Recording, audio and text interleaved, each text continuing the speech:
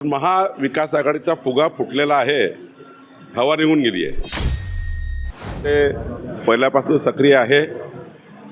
पहिलं काम त्यांनी सुरू केलं आणि काही समाज गैरसमज असतात, ते गैरसमज समजातनं काही व्यक्त तर होत राहतं. पण माननीय भुजबळ साहेबही काम करतात आहे, त्यांची सर्व टीम काम करतात आहे. पण सुहास कांदेजींनी हे सर्वात प्रथम भारती पवारांच्या कामाला सुरुवात केली आणि भुजबळ साहेबांनी सुरुवात केली, सर्वांनी सुरुवात केली. महायुतीचे आमचे सर्व नेते आता एकत्र आहे. थोडा वेळ लागतो काही गोष्टी सेटल व्हायला. शेवटी प्रत्येक वेळी काही प्रत्येक मानसिकता नसतं. पण आता मात्र एक दिलाने एक मताने मोदीजींना प्रधानमंत्री करण्याकरता महायुती काबाला लागलेली आहे.